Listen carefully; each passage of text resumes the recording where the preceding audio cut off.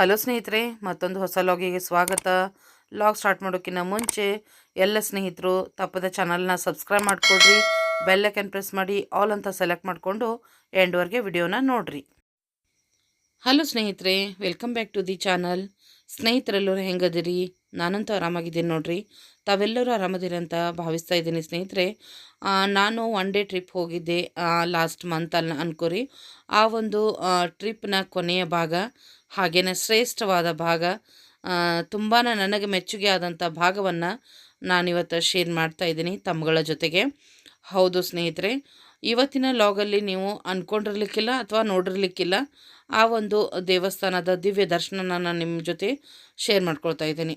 ಹೌದು, ನನಗೂ ಗೊತ್ತಿರಲಿಲ್ಲ ಈ ಒಂದು ಪ್ಲೇಸು ಐತಿ ಅಂತ ಹೇಳಿಬಿಟ್ಟು. ಯಾಕಂದರೆ ಸಾಕಷ್ಟು ಸಾರಿ ಈ ಒಂದು ರೂಟಲ್ಲಿ ಈ ಒಂದು ಸುತ್ತಮುತ್ತ ನಾನು ಪ್ರವಾಸ ಮಾಡಿದ್ದೀನಿ. ಆದರೆ ಈ ಒಂದು ದೇವಸ್ಥಾನ ಇಲ್ಲೇ ಐತಿ, ಇಷ್ಟೊಂದು ಶ್ರೇಷ್ಠವಾದದ್ದು, ಇಷ್ಟೊಂದು ಪುಣ್ಯ ಸ್ಥಳ ಅಂತ ನನಗೆ ಗೊತ್ತನೇ ಇರಲಿಲ್ಲ. ಇವತ್ತು ಹೋಗಿ ದರ್ಶನ ಮಾಡಿದೆ ನಾನು. ನಿಜವಾಗ್ಲೂ ತುಂಬಾ ಸಮಾಧಾನ, ನೆಮ್ಮದಿ ಅನ್ನಿಸ್ತಂತ ಹೇಳ್ಬೋದು ನೋಡ್ರಿ ಸ್ನೇಹಿತರೆ. ಹೌದು, ಬರ್ರಿ, ನಾನು ನಿಮ್ಮನ್ನು ಕರ್ಕೊಂಡು ಹೋಗ್ತೀನಿ. ಒಂದು ಸಹ್ಯಾದ್ರಿಯ ಮಡಿಲಿನಲ್ಲಿ ಇರುವಂತಹ ಐತಿಹಾಸಿಕ ಅಥವಾ ಇತಿಹಾಸ ಪ್ರಸಿದ್ಧ ಪುರಾತನ ಪುಣ್ಯಕ್ಷೇತ್ರ ಮಂಜುಗುನಿ. ಹೌದು ಸ್ನೇಹಿತರೆ, ಮಂಜುಗುನಿ ವೆಂಕಟರಮಣ ದೇವಸ್ಥಾನಕ್ಕೆ ನಿಮ್ಮನ್ನೆಲ್ಲ ನಾನು ಕರ್ಕೊಂಡು ಹೊಂಟೇನಿ.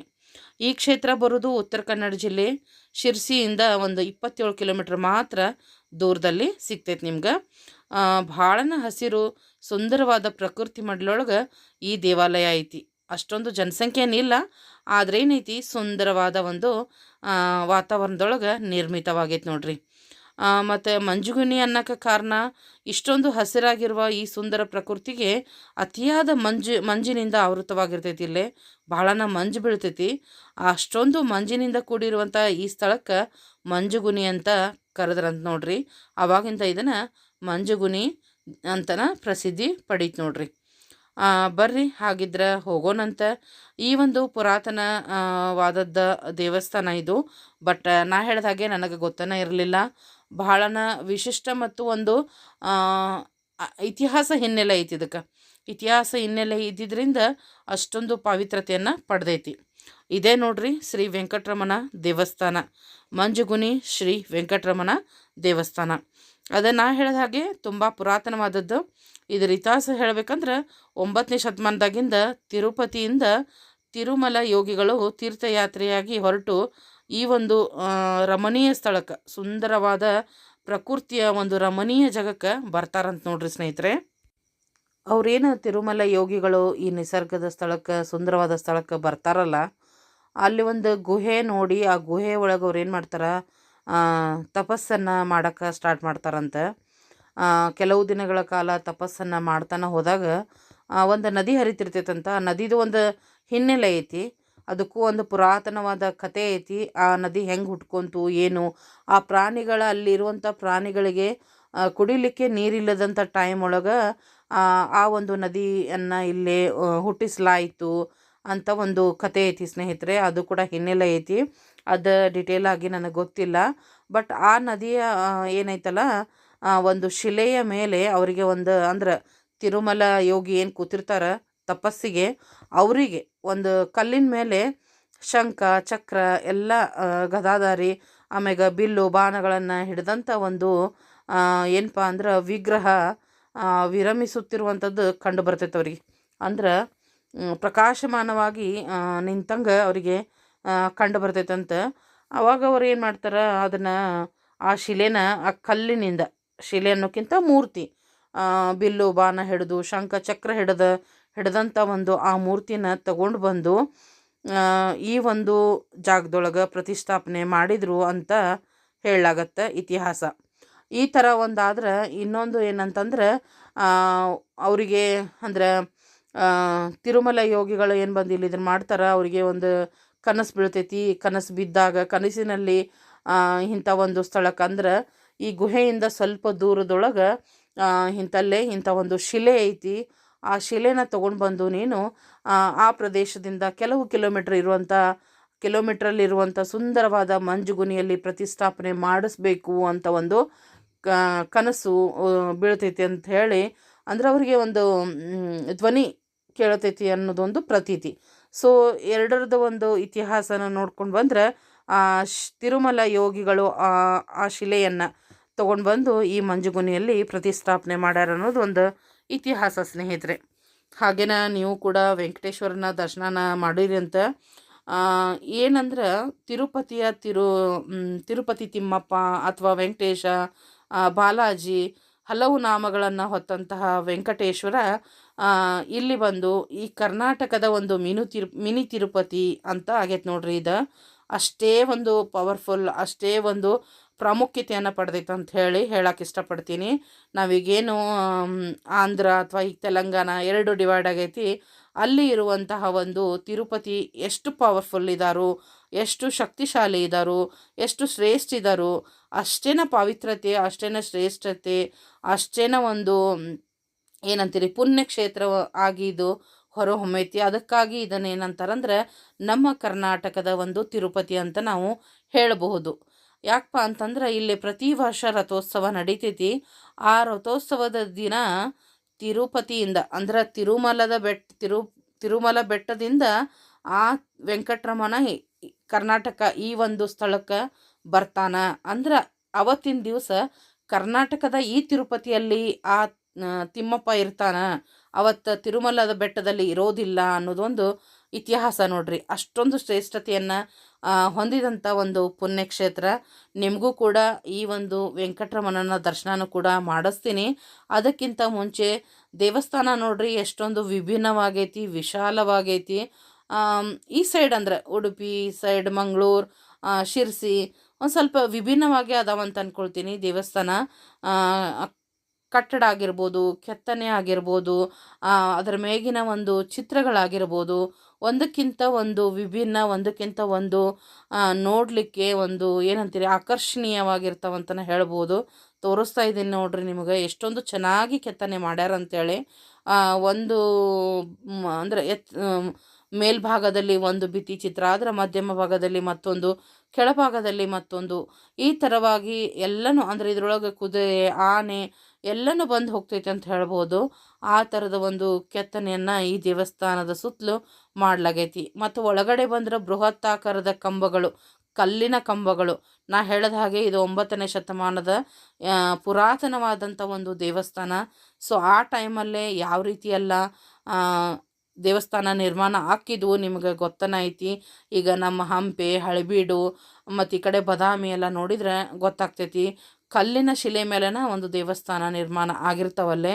ಸೊ ನೋಡ್ರಿ ಎಷ್ಟೊಂದು ದೊಡ್ಡದ ಬೃಹತ್ತಾಕಾರದ ಕಲ್ಲುಗಳದಾವು. ಕಲ್ಲು ಮೇಲೂ ಕೂಡ ಶಂಖ, ಚಕ್ರ, ಆನೆ, ಕುದುರೆ ಎಲ್ಲ ರೀತಿಯ ಒಂದು ಮೂರ್ತಿಗಳ ಕೆತ್ತನೆ ಕೂಡ ಇಲ್ಲಿ ಭಾಳನ ಚೆನ್ನಾಗೈತಿ. ಬರ್ರಿ ನಿಮ್ಗೆ ಇನ್ನೂ ದೇವಸ್ಥಾನ ನಾನು ನಂತರದಲ್ಲಿ ಒಂದು ರೌಂಡ್ ತೋರಿಸ್ತೀನಿ. ಅದಕ್ಕಿಂತ ಮುಂಚೆ ನಮ್ಮ ಕರ್ನಾಟಕದ ತಿರುಪತಿಯ ವೆಂಕಟರಮಣನ ದರ್ಶನ ಮಾಡ್ಕೊಂಡು ಬರೋಣಂತೆ. ಪುಟ್ಟದಾದ ವಿಗ್ರಹ, ಬಹಳನ ಸಣ್ಣದಾದ ವಿಗ್ರಹ ಐತಿ. ಮತ್ತು ಈ ವಿಗ್ರಹ ಏನಪ್ಪ ಅಂತಂದ್ರೆ ಬಿಲ್ಲು ಬಾಣ ಹಿಡಿದು ಶಂಖ ಚಕ್ರನ ಹಿಡಿದಂಥ ಒಂದು ವಿಗ್ರಹ, ಪುಟಾಣಿ ವಿಗ್ರಹ ವೆಂಕಟರಮಣಂದು. ಅಷ್ಟೇ ಕ್ಯೂಟಾಗಿ, ಅಷ್ಟೇ ಚೆನ್ನಾಗಿ ಪ್ರಭಾವಶಾಲಿ ಐತಿ ನೋಡೋಕೆ. ಇಲ್ಲೇನಪ್ಪ ಅಂದ್ರೆ ವಿಡಿಯೋ ಆಗಲಿ ಫೋಟೋ ಆಗಲಿ ಅಲವ್ ಇಲ್ಲ. ಬಹಳನ ಸೂಕ್ಷ್ಮತೆಯಿಂದ ನಾನು ನನ್ನ ಎಲ್ಲ ಸ್ನೇಹಿತರಿಗೋಸ್ಕರ ಅಷ್ಟೇ ನಾನು ವಿಡಿಯೋನ ತೊಗೊಂಡಿದ್ದೀನಿ. ದರ್ಶನ ಎಲ್ಲರೂ ತೊಗೊಂಡ್ರಿ ಅಂತ ಅಂದ್ಕೊಳ್ತೀನಿ ಸ್ನೇಹಿತರೆ. ಈ ಒಂದು ವೆಂಕಟರಮಣ ದರ್ಶನ ಯಾರೆಲ್ಲ ಇದಕ್ಕಿಂತ ಮುಂಚೆ ಮಾಡಿರಿ, ಯಾರಿಗೆಲ್ಲ ಈ ಒಂದು ಪ್ಲೇಸ್ ಬಗ್ಗೆ ಗೊತ್ತಿತ್ತು ನನಗೆ ಕಮೆಂಟ್ ಸೆಕ್ಷನಲ್ಲಿ ತಪ್ಪದ ತಿಳಿಸ್ರಿ. ನನಗೆ ನಿಜವಾಗ್ಲೂ ಗೊತ್ತಿರಲಿಲ್ಲ. ಶಿರ್ಸಿನ ಸಾಕಷ್ಟು ಸಾರಿ, ಲೆಕ್ಕ ಇಲ್ಲದಷ್ಟು ಸಾರಿ ಶಿರ್ಸಿಗೆ ನಾನು ಹೋಗಿದ್ದೀನಿ. ಆದರೆ ಅದರ ಹತ್ತಿರ ಕೇವಲ 27 ಕಿಲೋಮೀಟರ್ದಲ್ಲಿರುವಂಥ ಇಷ್ಟೊಂದು ಬ್ಯೂಟಿಫುಲ್ ಆದ ಪುರಾತನವಾದ ದೇವಸ್ಥಾನ ಐತಿ, ವೆಂಕಟೇಶ್ವರನ ದೇವಸ್ಥಾನ ಐತಿ ಅನ್ನೋದು ಗೊತ್ತಿರಲಿಲ್ಲ. ಖುಷಿ ಆಯಿತು. ಬರ್ರಿ ಒಂದು ರೌಂಡ್ ದೇವಸ್ಥಾನ ಸುತ್ತಿಸ್ಬಿಡ್ತೀನಿ. ಬಾವಿ ನೋಡ್ರಿ ಎಷ್ಟು ಚೆನ್ನಾಗಿ ದೇವಸ್ಥಾನದ ಆವರಣದೊಳಗೆ ಬಾವಿಯನ್ನು ಮಾಡಿದ್ದಾರೆ. ನೀರು ನೋಡ್ರಿ ಎಷ್ಟೊಂದು ಏನಂತೀರಿ ನೀವು, ಪ್ಯೂವರ್ ಅದಾವ, ತಾಜಾ ಅದಾವ, ಸ್ವಚ್ಛ ಅದಾವ ಅಂಥೇಳಿ. ಎಲ್ಲ ಪೂಜೆಗೆ ಎಲ್ಲನೂ ಇದೇ ನೀರನ್ನು ಬಳಸ್ತಾರೆ ಅಂದ್ಕೊಳ್ತೀನಿ. ದೇವಸ್ಥಾನದ ನೋಡ್ರಿ ಸುತ್ತಲ ನಿಮಗೆ ತೋರಿಸ್ತಾ ಇದ್ದೀನಿ ಎಷ್ಟೊಂದು ಚೆನ್ನಾಗಿ ಕೆತ್ತನೆಯನ್ನು ಮಾಡ್ಯಾರ ಅಂಥೇಳಿ. ಮತ್ತು ಈ ಒಂದು ದೇವಸ್ಥಾನದೊಳಗೆ ಪದ್ಮಾವತಿ ದೇವಸ್ಥಾನ ಕೂಡ ಐತಿ. ವೆಂಕಟೇಶ್ವರ ಎಲ್ಲಿರ್ತಾನೆ ಪದ್ಮಾವತಿ ದೇವಿ ಕೂಡ ಅಲ್ಲೇ ಇರ್ತಾಳೆ ಅಂತ ಹೇಳ್ತೀನಿ. ಸೊ ಇಬ್ಬರ ಒಂದು ಸತಿಪತಿಯರ ಒಂದು ದರ್ಶನ ಕೂಡ ಇಲ್ಲೇ ಸಿಗ್ತೈತಿ. ಅದಕ್ಕೋಸ್ಕರ ಇಲ್ಲೇ ನವ ವಿವಾಹಿತರು ತಪ್ಪದ ಬಂದು ಏನು ಮಾಡ್ತಾರೆ, ಆಶೀರ್ವಾದ ತೊಗೊಂಡು ಹೋಗ್ತಾರಂತ. ಅದರಿಂದ ಅವರಿಗೆ ದಾಂಪತ್ಯ ಜೀವನ ಸುಖಕರವಾಗಿರ್ತೈತಿ ಮತ್ತು ಆದಷ್ಟು ಬೇಗನೆ ಸಂತಾನ ಭಾಗ್ಯ ಕೂಡ ಸಿಗ್ತೈತಿ ಅನ್ನೋದೊಂದು ನಂಬಿಕೆ ಸ್ನೇಹಿತರೆ. ಅದಕ್ಕೋಸ್ಕರ ಇಲ್ಲಿ ನವವಿವಾಹಿತರು ಬಂದು ಆಶೀರ್ವಾದನ ಪಡಿತಾರಂತ ಹೇಳ್ಬೋದು. ಹಾಗೇನ ತುಳಸಿ ಕಟ್ಟೆ ಕೂಡ 2 ಬಗೆಯ ತುಳಸಿ ಕಟ್ಟೆ ಕೂಡ ಇಲ್ಲೇ ಈ ಒಂದು ದೇವಸ್ಥಾನದ ಆವರಣದಲ್ಲಿ ಸಿಗ್ತಾವೆ ನಮಗೆ. ಹಾಗೇನೆ ಇಲ್ಲಿ ವೆಂಕಟೇಶ್ವರ ಬಿಲ್ಲುಬಾನ ಹಿಡಿದು ಶಂಖಚಕ್ರಗಳನ್ನು ಹಿಡಿದು ನಿಂತಿದ್ದು ಐತೆ ಅಂತ ನಿಮ್ಗೆ ಹೇಳಿದೆ ನಾನು. ಏನಪ್ಪ ಅಂದ್ರೆ ಕಲಿಯುಗದ ಶ್ರೀ ವೆಂಕಟೇಶ್ವರ ಬಿಲ್ಲು ಬಾನ ಹಿಡಿದು ಬೇಟೆಯಾಡುವ ಜಾಗಕ್ಕೆ ಬಂದಿರ್ತಾನಂತ. ಇಲ್ಲೇ ಬೇಟೆಯಾಡೋ ಸಲುವಾಗೆ ಬಂದಿರ್ತಾನಂತವ ಈ ಒಂದು ಪ್ರದೇಶಕ್ಕೆ. ಬಂದಾಗ ಇಲ್ಲಿನ ಪ್ರಕೃತಿ ಸುಂದರ ಇಷ್ಟ ಆಯ್ತಂತ ಅವನಿಗೆ. ಭಾಳನ ಚಂದಿತ್ತು, ಶಾಂತಿತ್ತು, ಸುಂದರವಾಗಿತ್ತು. ಇದನ್ನೆಲ್ಲ ನೋಡಿ ಇಷ್ಟಪಟ್ಟು ಇಲ್ಲಿನ ನೆಲೆಸಿದ್ದ ಅಂತ ಅದೊಂದು ಇತಿಹಾಸ. ಇದು ಎಲ್ಲಿ ನಮ್ಗೆ ಕೇಳೋ ಸಿಗ್ತೈತೆ ಅಂದ್ರೆ ವೆಂಕಟೇಶ್ವರ ಮಹಾತ್ಮೆ ಎನ್ನುವ ಒಂದು ಸಂಸ್ಕೃತ ಪುರಾಣದೊಳಗೆ ಮತ್ತು ಹಳೆಯ ಹಲವಾರು ಪುರಾಣಗಳಲ್ಲಿ ಈ ಇತಿಹಾಸ ಲಭ್ಯತೆ ಐತೆ ಅಂತ ಹೇಳ್ತೇನೆ ನೋಡ್ರಿ. ಈ ಥರದ ಒಂದು ಕತೆ ಅಂತ ಹೇಳ್ಬೋದು, ಇತಿಹಾಸ ಅಂತ ಹೇಳ್ಬೋದು. ಬೇಟೆಯಾಡಕ್ಕೆ ಬಂದು ಇಲ್ಲಿಯ ಪ್ರಕೃತಿಗೆ ಮನಸೋತು ಇಲ್ಲಿಯೇ ನೆಲೆಸಿಬಿಟ್ಟ ವೆಂಕಟೇಶ್ವರ ಅನ್ನೋದು ಒಂದು ಇತಿಹಾಸ ಸ್ನೇಹಿತರೆ. ಅದಕ್ಕಾಗಿ ತಿರುಮಲದಿಂದ ಸ್ವತಃ ವೆಂಕಟೇಶ್ವರನ ಬಂದು ಇಲ್ಲಿ ನೆಲೆ ನಿಂತಿದ್ದಾನೆ ಅನ್ನುವ ಒಂದು ನಂಬಿಕೆ ಭಕ್ತಾದಿಗಳಲ್ಲಿ ಉಳ್ಕೊಂಡು ಆಗೈತಿ ಸ್ನೇಹಿತರೆ. ನಾ ಮೊದಲೇ ಹೇಳಿದಾಗೆ ಭಾಳನ ಕಡಿಮೆ ಜನಸಂಖ್ಯೆ ಉಳ್ಳಂಥ ಒಂದು ಪ್ರದೇಶ ಇದು. ಅಷ್ಟೊಂದು ಜನಸಂಖ್ಯೆ ಇಲ್ಲಿ ಇಲ್ಲ. ಆದರೂ ಕೂಡ ಕೆಲವೊಂದು ಕುಟುಂಬಗಳು ಇಲ್ಲಿ ಹಲವು ವರ್ಷಗಳಿಂದ ಏನು ಮಾಡ್ತಾವಂದ್ರೆ ದೇವರ ಒಂದು ಆರಾಧನೆ, ದೇವ ಕಾರ್ಯಗಳನ್ನು ನಡೆಸ್ಕೊಂತನ ಬಂದಾರ. ಪ್ರತಿದಿನ ಇಲ್ಲೇ ದೇವ ಕಾರ್ಯಗಳು ನಡೀತಾನೆ ಇರ್ತಾವೆ. ಹಾಗೇನ ಪ್ರತಿ ವರ್ಷ ವಿಜೃಂಭಣೆಯಿಂದ ರಥೋತ್ಸವ ಕೂಡ ಇಲ್ಲೇ ನೆರವೇರ್ತೈತಿ. ನಾ ಆಗಲೇ ಹೇಳಿದೆ, ಆ ರಥೋತ್ಸವದ ದಿನ ನಮ್ಮ ವೆಂಕಟೇಶ್ವರ ತಿರುಮಲ ಬೆಟ್ಟದಲ್ಲಿ ಇರೋದನೇ ಇಲ್ಲ, ನಮ್ಮ ಕರ್ನಾಟಕದ ಈ ಮಂಜುಗುನಿ ವೆಂಕಟರಮಣ ದೇವಸ್ಥಾನಕ್ಕೆ ಬಂದುಬಿಟ್ಟಿರ್ತಾನೆ ನಮ್ಮೆಲ್ಲರಿಗೂ ದರ್ಶನ ಕೊಡೋದಕ್ಕಂತ ಹೇಳಿ. ಹೌದು ಸ್ನೇಹಿತರೆ, ಸಾಕ್ಷಾತ್ ವೆಂಕಟೇಶ್ವರ ಆ ರಥೋತ್ಸವದ ದಿನದಂದು ತಿರುಮಲದಿಂದ ನಮ್ಮ ಕರ್ನಾಟಕದ ಈ ಒಂದು ತಿರುಪತಿ ಅಂತ ನಾವೇನು ಅಂದ್ಕೊಂಡೇವಿ, ಮಂಜುಗುನಿ ವೆಂಕಟರಮಣ ದೇವಸ್ಥಾನಕ್ಕೆ ಬಂದಿರ್ತಾನೆ ನೋಡ್ರಿ. ಅಷ್ಟೊಂದು ಶ್ರೇಷ್ಠತೆ, ಅಷ್ಟೊಂದು ಭಕ್ತಿ ಪರವಶೆಯನ್ನು ಹೊಂದಿರ್ತೈತಿ ಆ ಒಂದು ರಥೋತ್ಸವ. ನಿಜ ಸ್ನೇಹಿತರೆ, ಖಂಡಿತವಾಗ್ಲೂ ನಾ ಆಗಲೇ ಹೇಳ್ದಾಗೆ ಯಾರೆಲ್ಲ ಮುಂಚೆ ಭೇಟಿ ಕೊಟ್ಟಿರಿ ಕಮೆಂಟ್ಸಲ್ಲಿ ತಿಳಿಸ್ರಿ. ಅಥವಾ ಇನ್ನೂವರೆಗೆ ಯಾವ ಒಂದು ಸ್ಥಳಕ್ಕೆ ಭೇಟಿ ಕೊಟ್ಟಿಲ್ಲ, ಖಂಡಿತವಾಗ್ಲೂ ಒಂದ್ಸಲ ಭೇಟಿ ಕೊಡ್ರಿ. ತುಂಬಾ ಸುಂದರವಾದ ಒಂದು ತಾಣ, ಅಷ್ಟೇ ಪವಿತ್ರವಾದ ಒಂದು ತಾಣ. ನಿಜವಾಗ್ಲೂ ವೆಂಕಟೇಶ್ವರನ ದರ್ಶನ ಎಲ್ಲರಿಗೂ ಒಂದು ಒಳ್ಳೆಯದನ್ನು ಕೊಡ್ತೈತೆ ಅಂತ ಹೇಳ್ತೇನೆ ನೋಡ್ರಿ. ಒಂದ್ಸಲ ನೀವು ಕೂಡ ಬಂದು ದರ್ಶನ ಮಾಡಿಕೊಡ್ರಿ ಸ್ನೇಹಿತರೆ. ಮತ್ತು ನಂದು ಒನ್ ಡೇ ಟ್ರಿಪ್ ಏನು ಅಂದ್ಕೊಂಡಿದ್ದೆ ಅಲ್ಲ, ಆ ಒನ್ ಡೇ ಟ್ರಿಪ್ಪದ ಕೊನೆಯ ಭಾಗ ನೋಡ್ರಿ ಇದು. ನಾವು ಲಾಸ್ಟಿಗೆ ಇಲ್ಲಿಗೆ ಬಂದಿದ್ದು. ಆ್ಯಕ್ಚುಲಿ ಇದು ನಾವು ನಮ್ಮ ಒಂದು ಒನ್ ಡೇ ಟ್ರಿಪ್ ಒಳಗೆ ಪ್ಲ್ಯಾನ್ ಇರಲೇನೇ ಇಲ್ಲ, ಯಾಕಂದ್ರೆ ನನಗೆ ಗೊತ್ತೇ ಇರಲಿಲ್ಲ ಈ ಒಂದು ಪ್ಲೇಸ್ ಐತಂತ ಹೇಳಿ. ನಮ್ದು ಲಾಸ್ಟನ ಏನಿತ್ತು ಅಂದರೆ ಶಿರ್ಸಿ ಇತ್ತು, ಶಿರ್ಸಿನಲ್ಲಿ ಕೊನೆ ಇತ್ತು ನಮ್ದು. ಬಟ್ ನಮಗೆ ಇದ್ರ ಮಧ್ಯೆ ನಮ್ಮ ಕಾಕ ಏನು ನನ್ನ ಜೊತೆ ಬಂದಿದ್ರೆ ಇರಪ್ಪ ಕಾಕ, ಅವ್ರ ಫ್ರೆಂಡ್ ಒಬ್ಬರು ಸಿಕ್ಕರು ನಮಗೆ. ಅವರು ಕೂಡ ಪ್ರವಾಸನ ಒನ್ ಡೇ ಟ್ರಿಪ್ಪ ಇದ್ದರು. ಅವ್ರು ಹೇಳಿದ್ರು ನಮ್ಗೆ, ಇಲ್ಲ ನಾವು ಮಂಜುಗುನಿ ವೆಂಕಟೇಶ್ವರನ ದೇವಸ್ಥಾನಕ್ಕೆ ದರ್ಶನಕ್ಕೆ ಹೊಂಟೀವಿ, ಅದು ತಿರುಪತಿಯಷ್ಟು ಪವರ್ಫುಲ್ ದೇವರು, ತಿರುಪತಿಗೆ ಹೋಗೋದೇ ಬೇಡ, ಈ ಇಲ್ಲಿ ವೆಂಕಟರಮಣ ದರ್ಶನ ಮಾಡಿದರೆ ತಿರುಪತಿಗೆ ಹೋಗಿ ದರ್ಶನ ಮಾಡಿದಷ್ಟು ಪುಣ್ಯ ಭಾಗ್ಯ ನಮಗೆ ಸಿಗ್ತೈತಿ, ಅಷ್ಟೊಂದು ಒಳ್ಳೆಯ ದೇವಸ್ಥಾನ, ನಾವು ಅಲ್ಲಿ ಹೋಗ್ತಾ ಇದ್ದೀವಿ, ಭಾಳ ಏನು ದೂರ ಇಲ್ಲ ಅಂತ ಹೇಳಿದರು. ಹೌದಾ, ಈ ಥರನೂ ಒಂದು ದೇವಸ್ಥಾನ ಇಲ್ಲೇನೂ ಐತೆ. ನನಗೆ ಮೊದಲೇ ಟ್ರಾವೆಲಿಂಗ್ ಅಂದ್ರೆ ಇಷ್ಟ. ಈ ಥರ ಐತಂದಾಗ ನನಗೆ ಬಿಡಾನ ಆಗಲಿಲ್ಲ. ನಾನು ನಮ್ಮ ಡ್ರೈವರ್ ತಮ್ಮ ಏನು ಬಂದಿದ್ದ ಅವನಿಗೂ ಕೇಳಿದೆ, ಹಿಂಗಂತಾರಲ್ಲೋ ನೀನು ಹೋಗಿ ಏನೋ ನೋಡಿ ಏನೋ ಅಂಥೇಳಿ. ಹೌದಕ್ಕ ಐತಿ, ನೋಡೇನಿ, ನಾನು ಕೂಡ ಒಂದು 30 ಕಿಲೋಮೀಟ್ರ್ ಆಗ್ಬೋದಕ್ಕ ಅಂದ. ಸರಿ ಬಿಡು, ನಾವು ಹೋಗಿ ಬರ್ಬೋದಲ್ಲ, ಟೈಮ್ ಐತಲ್ಲ ಅಂದೆ. ಆರಾಮ್ ಹೋಗಿ ಬರ್ಬೋದಕ್ಕ ಅನ್ನೋತ್ಲೆ ಅಂದರೆ ನಾವು ಕೂಡ ಫಟ್ ಅಂಥೇಳಿ ಲೇಟ್ ಮಾಡಲೇನೇ ಇಲ್ಲ. ನಾವು ಕೂಡ ಈ ಒಂದು ಸ್ಥಳಕ್ಕೆ ಬಂದ್ವಿ ನೋಡ್ರಿ. 30 ಅಲ್ಲ, ಜಸ್ಟ್ ಒಂದು 27 ಕಿಲೋಮೀಟ್ರ್ ಬಂದ್ರೆ ಸಾಕು ನೀವು. ಶಿರ್ಸಿ ಕುಮಟಾ ರೋಡ್ ಮಧ್ಯೆ ನಮ್ಗೆ ಈ ಒಂದು ಮಂಜುಗುನಿ ಸಿಗ್ತೈತಿ. ನಿಜವಾಗ್ಲೂ ಸುಂದರವಾಗೈತಿ. ಎಲ್ಲಿ ನೋಡ್ತೀರಿ ಅಲ್ಲಿ ಹಸಿರು, ಬೆಟ್ಟಗಳ ಮಧ್ಯೆ ಈ ಸುಂದರವಾದ ದೇವಸ್ಥಾನ. ಹೇಳಿದ ಹಾಗೆ ಏನಂದ್ರೆ ಜಾಸ್ತಿ ಜಂಗುಳಿ ಏನಿಲ್ಲ, ಆರಾಮಾಗಿ ಪ್ರಶಾಂತವಾಗಿರ್ತೈತಿ. ಆರಾಮಾಗಿ ನಮಗೆ ದರ್ಶನ ಕೊಡಕ್ಕಂತ ವೆಂಕಟರಮಣನು ಕಾಯ್ತಾ ಇದ್ದೇನೇನೋ ಅನ್ನೋ ಅಷ್ಟು ಒಂದು ಭಾವನೆಯಲ್ಲೇ ನಮಗೆ ಬರ್ತೈತಿ. ಯಾಕಂದ್ರೆ ಅಷ್ಟೊಂದು ಪ್ರಶಾಂತವಾಗಿರ್ತೈತಿ ದರ್ಶನ ಕೂಡ. ಖಂಡಿತವಾಗ್ಲೂ ನೀವು ಒಂದು ಸಲ ವಿಸಿಟ್ ಮಾಡಿರಿ, ದರ್ಶನನ ಪಡೆದು ಭಾಗ್ಯವಂತರಾಗ್ರಿ ಅಂತ ಕೇಳ್ಕೊಳ್ತೀನಿ ಸ್ನೇಹಿತರೆ. ಮುಗಿತಾವ ಧಾರವಾಡ ಸ್ನೇಹಿತರೆ, ಮಳೆ ಸ್ಟಾರ್ಟ್ ಆಯ್ತು ನೋಡ್ರಿ. ಈಗ ವೆಂಕಟರಮಣ ದರ್ಶನ ಮಾಡ್ಕೊಂಡು ಬಂದ್ವಿ. ಭಾಳ ಚಂದ ಐತಿ ದೇವಸ್ಥಾನ. ಮಂಜುಗುಳಿ ವೆಂಕಟರಮಣ ಸ್ವಾಮಿ ಸಖತ್ತಾಗದನ. ದೇವಸ್ಥಾನನೂ ಒಂದು ಹೊಸ ಶೈಲಿ ಒಳಗೆ ಬರೋಬ್ಬರಿ ಐತಿ. ಬರ್ರಿ. ಸೊ ಸ್ವಲ್ಪ ಇಲ್ಲೇ ಬಂದು ಫ್ರೆಶ್ ಅಪ್ ಆದ್ವಿ. ಈಗ ಹೊರಡ್ತಾ ಇದ್ದೀವಿ. ಮಳೆ ಮಳೆ ಮಳೆ ಮಳೆ ಮಳೆ ಮಳೆ.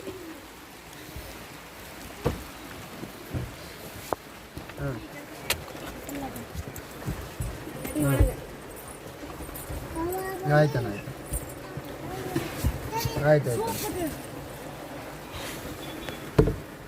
2,000 ಸರಿ ಆಯ್ತು. ಸ್ನೇಹಿತರೆ ನೋಡಿದ್ರಲ್ಲ, ಇಡೀ ದಿವಸ ಅಡ್ಡಾಡಿ ಸುಸ್ತಾದಂಗೆ ಆಗಿಬಿಟ್ಟಿತ್ತು. ಮಳೆ ಬಂದುಬಿಡ್ತಲ್ಲೇ. ಮಳೆ ಬಂದಾದ ನಂತರ ವಾತಾವರಣ ಇನ್ನೂ ತಂಪಾತು. ಅಲ್ಲಿ ಮೊದಲು ಹಸಿರು ಇರೋದ್ರಿಂದ ತಂಪಿತ್ತು. ಮತ್ತು ಸಾಯಂಕಾಲ ಟೈಮ್ ಬೇರೆ, ಅದ್ರಾಗ ಮಳೆ ಬಂತು. ಭಾಳನ ಚಂದ ವಾತಾವರಣ ಆಯಿತು. ನಾವು ಕೂಡ ಅಲ್ಲಿ ಹೋದ್ಮೇಲೆ ಫ್ರೆಶ್ ಅಪ್ ಆಗಿದ್ವಿ. ಸ್ವಲ್ಪ ಫ್ರೆಶ್ ಫೀಲ್ ಆದ್ವಿ, ಆರಾಮ್ ಅನ್ನಿಸ್ತು. ಮಕ್ಕಳೆಲ್ಲ ಮತ್ತು ನೋಡ್ರಿ ಎಷ್ಟೊಂದು ಫ್ರೆಶ್ ಆಗ್ಯಾರ. ಸಾಂಗ್ ಹಾಕಿ ಸಿಕ್ಕಾಪಟ್ಟಿ ಮಸ್ತಿ ಮಾಡಕತ್ತರು. ಸುಮ್ಮನೆ ಇದ್ದರು. ಇನ್ನೇನು ಹೇಳ್ದಲ್ಲ ನಿಮ್ಗೆ, ತಂಪಾಯಿತು, ಎಲ್ಲನೂ ಫ್ರೆಶ್ ಆದ್ರೆ ಅಂಥೇಳಿ. ಹಿಂಗೆ ಆದ್ಬಿಟ್ಲೆ ಅಂದ್ರೆ ಅವ್ರಿಗೆ ನೆಕ್ಸ್ಟ್ ಹಶು ಆಗ್ತೈತಿ. ಹಶು ಆದಮೇಲೆ ಮಗಂದು ನಮ್ಮ ತನ್ನೊಂದು ಜುಗಲ್ಬಂದಿ ಲಾಸ್ಟಿಗೆ ತೋರಿಸ್ತೀನಿ ನಿಮ್ಗೆ. ಒಬ್ರಿಗಿಂತ ಒಬ್ರು ಯಾವ ರೀತಿ ಮಾಡ್ತಾರೆ ಹಶುವಾಗಿದ್ದಕ್ಕೆ ಮಾತಾಡ್ತಾರಂತ. ಈಗ ನೋಡ್ರಿ ಡ್ಯಾನ್ಸ್ ನಮ್ಮ ಚಿಟ್ಮಿ ಸಾಂಗ್ ಹಾಕ್ಯಾರ. ಆಕೆಗೆ ಈ ಥರನೂ ಇಷ್ಟ ಆಗ್ಬಿಟ್ಟೈತಿ ಈಗ. ಯಾಕಂದ್ರೆ ನಾವು ಎಲ್ಲ ಕಡೆ ಕರ್ಕೊಂಡು ಹೋಗಾಕತ್ತೀವಲ್ಲ, ಅಡ್ಡಾಡ್ತೀವಿ. ತುಂಬಾ ಇಷ್ಟಪಡ್ತಾಳೆ, ಎಂಜಾಯ್ ಮಾಡ್ತಾಳೆ, ಏನೂ ಕಾಡಂಗಿಲ್ಲ. ಕರ್ಕೊಂಡು ಹೋದರೂ ಏನೂ ಬೇಜಾರಾಗಂಗಿಲ್ಲ ನೋಡ್ರಿ, ಅಷ್ಟು ಚೆನ್ನಾಗಿರ್ತಾಳೆ. ಮತ್ತೇನೈತಪ್ಪ ಅಂತಂದ್ರೆ ರೋಡ್ ಅಲ್ಲಲ್ಲೇ ರಿಪೇರಿ ಕೂಡ ನಡೆದಿತ್ತು ಸ್ನೇಹಿತರೆ. ಒಂಥರ ಕರ್ವಿಂಗನ ಜಾಸ್ತಿ ಇರ್ತಾವೆ. ಈ ಥರ ಏನು ಜಂಗಲ್ ಪ್ರದೇಶ ಇರ್ತಾವಲ್ಲ, ಈ ಥರ ಎಲ್ಲ ಕರ್ವಿಂಗ್ಸ ಜಾಸ್ತಿ ಇರ್ತಾವೆ. ಮತ್ತು ಹಿಂಗಿದ್ದಾಗ ಏನೈತಿ, ರೋಡ್ ಭಾಳನ ಚೆನ್ನಾಗಿರಬೇಕು, ಅಂದ್ರೆ ಕಂಡೀಷನ್ ಒಳಗಿರ್ಬೇಕು ಅಂಥೇಳಿ. ಇಲ್ಲ ಅಂದ್ರೆ ಅಪಘಾತಗಳು ಜಾಸ್ತಿ ಆಗ್ತಾವಲ್ಲ, ಅದಕ್ಕೋಸ್ಕರ ಎಲ್ಲೆಲ್ಲಿ ಏನಾಗೈತಿ ಅಲ್ಲೆಲ್ಲೇ ಪ್ಯಾಚ್ ವರ್ಕ್ ಕೂಡ ನಡೆದಿತ್ತು. ಮಳೆನೂ ವಿಚಿತ್ರ ಆಗಿತ್ತು. 1 ಕಿಲೋಮೀಟ್ರ್ ಮಳೆ ಆಗಿದ್ರೆ ಮತ್ತೊಂದು ಕಿಲೋಮೀಟ್ರ್ ಮಳೆನೇ ಇರಲಿಲ್ಲ. ಫುಲ್ ಒನ್ ಪ್ಲೇಸ್ ಇತ್ತು. ಮತ್ತು 1 ಕಿಲೋಮೀಟ್ರ್ ಹೋದ್ರೆ ಮಳೆ ಆದಂಗೆ ಈ ಥರ ಹಸಿ ಪ್ಲೇಸ್ ಇತ್ತು. ನೋಡ್ತಾ ಇದ್ದೀರಲ್ಲ, ಈ ಥರ ವಿಚಿತ್ರವಾಗಿತ್ತಂತ ಹೇಳ್ಬೋದು. ಇಲ್ಲಿ ನೋಡ್ರಿಪ್ಪ ಎಷ್ಟೊಂದು ದೊಡ್ಡ ತೆಗ್ಗೈತೆ ಅಂಥೇಳಿ. ಒಂಚೂರು ಏನಾದರೂ ಯಾಮಾರಿದ್ರೆ ಅದ್ರೊಳಗೆ ಹೋಗೋದು ಅಂಥೇಳಿ. ಮತ್ತು ನೋಡ್ತಾ ಇದ್ರಿ ಸುತ್ತಲ ಜಂಗಲನ ಅಂತ ಹೇಳ್ಬೋದು. 2 ಸೈಡು ಫುಲ್ ಹಸಿರು ಜಂಗಲನ ನೋಡ್ತಾ ಇದ್ರಲ್ಲ. ಮಳೆ ಸಣ್ಣಗೆ ಮಳೆ ಕೂಡ ಇತ್ತು. ಮಸ್ತ್ ಆಯ್ತು ನೋಡ್ರಿ. ಜರ್ನಿ ಅಂತೂ ಸಖತ್ತಾಗಿತ್ತು. ಇಡೀ ದಿವಸ ಜರ್ನಿ ಮಾಡಿದ್ರೂ ಮಕ್ಕಳ ಜೊತೆಗೆ ಎಲ್ಲ ಪ್ಲೇಸ್ನೂ ಅಡ್ಡಾಡಿದ್ವಿ. ಎಲ್ಲ ಕಡೆ ದರ್ಶನನೂ ಚೆನ್ನಾಗಾಯಿತು. ಈ ಒಂದು ಹೊಸ ಪ್ಲೇಸ್ ನೋಡಿ ಇನ್ನೂ ಖುಷಿ ಆಯಿತು. ಇನ್ನೂ ಮನಸ್ಸಿಗೆ ಹಿತ ಅನ್ನಿಸ್ತು, ಮುದ ಅನ್ನಿಸ್ತು. ಎಲ್ಲನೂ ಮುಗಿಸ್ಕೊಂಡು ಈಗ ನಾವು ಡೈರೆಕ್ಟಾಗಿ ಧಾರವಾಡ ಕಡೆ ಹೋಗೋದು ಅಂಥೇಳಿ. ಅದಕ್ಕಿಂತ ಮಾರ್ಗ ಸ್ವಲ್ಪ ಏನಾದರೂ ಮಕ್ಕಳಿಗೆ ತಿನ್ನಿಸ್ಕೊಂಡು ಧಾರವಾಡಕ್ಕೆ ಹೋಗೋದು ಅಂಥೇಳಿ. ಐ ಹೋಪ್ ನಿಮ್ಮೆಲ್ಲರಿಗೂ ಬ್ಲಾಗ್ ಇಷ್ಟ ಆಗೈತೆ ಅಂದ್ಕೊಳ್ತೀನಿ ಸ್ನೇಹಿತರೆ. ಈಗ ಎದುರಿಗೆ ಕಾರ್ನಾಗ ಹೋದಂತ ಅದಕ್ಕೆ ಈಗ ನಾವೀಗ ಹೋಗಿದ್ವಿ ದೇವಸ್ಥಾನಕ್ಕೆ. ಆ ದೇವಸ್ಥಾನಕ್ಕೆ ಹೋದ ಅವರು ಬರ್ರಿ. ಯಾರು ಇಲ್ಲ ಒಳಗೆ ಧಾರವಾಡ ಅಂತ ಅದ ಒಂದ ಅಂತ. ಏನ್ ತಿನ್ನವ? ತಿನ್ನ, ನಿನಗೇನು ಬೇಕಂತ ತಿನ್ನ, ಹೇಳ ಏನು ಬೇಕು. ಯಲ್ಲಾಪುರ ಮುಟ್ಟನ್ ತಡಿ. ಇಲ್ಲಿ ಯಾವ ಚಲೋ ಇಲ್ಲ, ಇಲ್ಲೇ ಚಲೋ ಇಲ್ಲ, ಹೊಟ್ಟೆ ಕೆಡಿಸ್ಕೋದಕ್ಕೈತಿ. ಇನ್ನೊಂದು 60 ಕಿಲೋಮೀಟರ್, ಇನ್ನೊಂದು ತಾಸು ಸುಮ್ಮನೆ ಕೂತ್ಬಿಟ್ಟು 1.5 ತಾಸು ನೋಡಪ್ಪ. ನಿಂಗೂ ಬಂಗಾರ, ನಿನಗೆ ಬಿಡುದ ಬಂಗಾರ.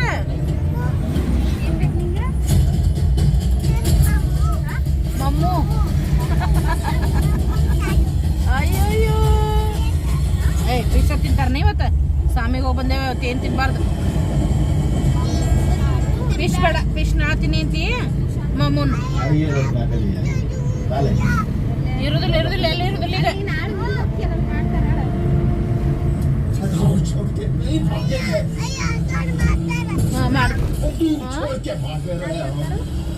ಕೊಂಡ